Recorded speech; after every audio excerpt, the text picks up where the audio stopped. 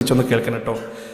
പറഞ്ഞു പോകുന്ന കൂട്ടത്തിലൊന്ന് പറയുന്നതാണ്. അതായത് പ്രവാചകൻ സല്ലല്ലാഹു അലൈഹി വസല്ലമയുടെ ഒരു സംഭവം നമ്മൾ വളരെയധികം കേട്ടൊരു സംഭവമാണ്. ആയിഷ റളിയല്ലാഹു അൻഹ പ്ലേറ്റ് തട്ടിയിട്ട സമയത്ത് പ്രവാചകൻ പ്രതികരിക്കാതെ അവിടെ ഇരുന്നു. എന്നിട്ട് അത് പിറക്കിയെടുത്തു.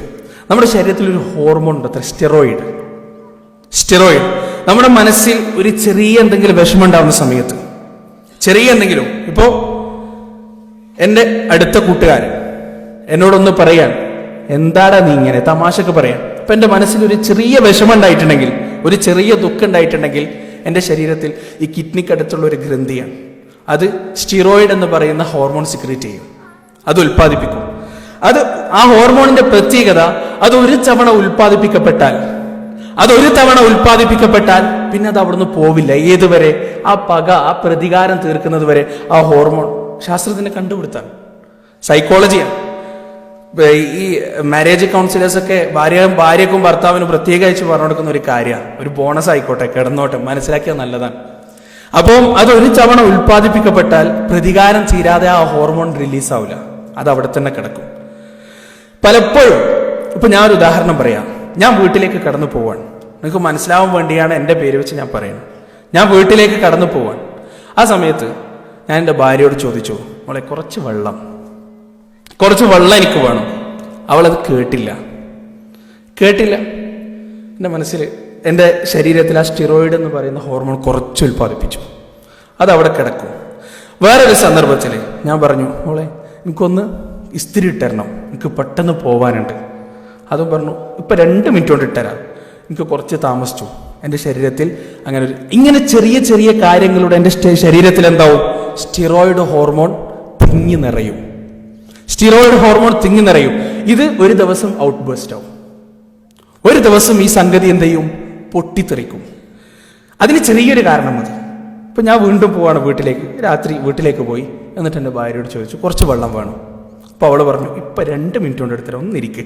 ആ സമയത്തായിരിക്കും ഈ ഹോർമോൺ മുഴുവൻ പൊട്ടിത്തെറിക്കുക. വേറെ എന്തെങ്കിലും ടെൻഷൻ നമ്മുടെ മനസ്സിലുണ്ടെങ്കിൽ ഈ ഹോർമോൺ മുഴുവൻ റിലീസാവും.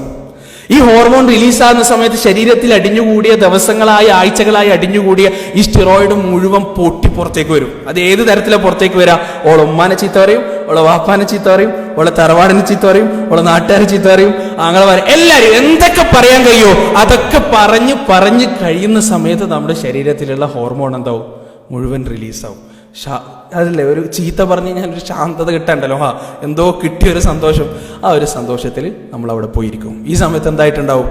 ഭാര്യയുടെ ശരീരത്തിൽ ആവശ്യത്തിന് സ്റ്റിറോയിഡ് ഉൽപ്പാദിപ്പിക്കപ്പെട്ടിട്ടുണ്ടാവും.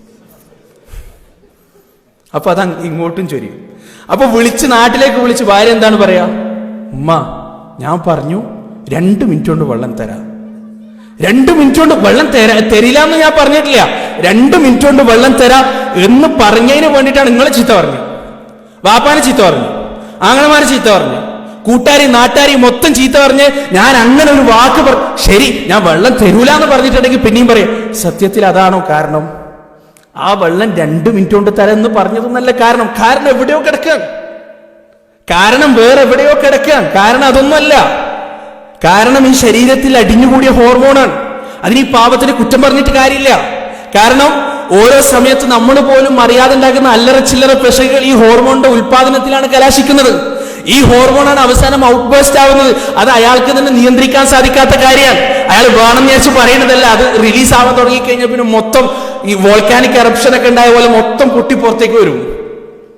അപ്പോ വീട്ടിലുള്ള ആള്, എന്താണ് വെള്ളം 2 മിനിറ്റ് കൊണ്ട് തരാന്ന് പറഞ്ഞപ്പോ ഇങ്ങനെയൊക്കെ പറഞ്ഞു. ഇനി ഓൻ്റെ അടുത്ത് ഹലാസ്, ഇനി തീർന്നു, ഇനി അവിടെ വേണ്ട, 2 മിനിറ്റ് കൊണ്ട് വെള്ളം തരാന്ന് പറഞ്ഞേക്ക്. അങ്ങനെയൊക്കെ പറഞ്ഞല്ലേ, സത്യത്തിൽ ആ 2 മിനിറ്റ് അല്ല കാരണം.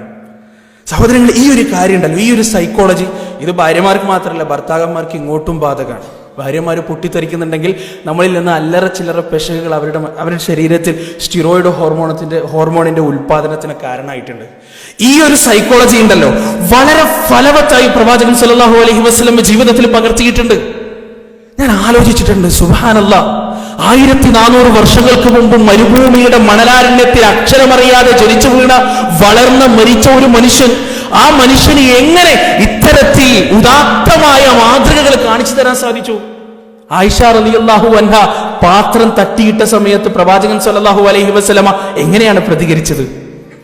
പ്രവാചകൻ അറിയാം ഇതിന്റെ കാരണം ഇതല്ല, ഇതിന്റെ കാരണം കിടക്കുന്നത് മറ്റെവിടെയോ ആണ്.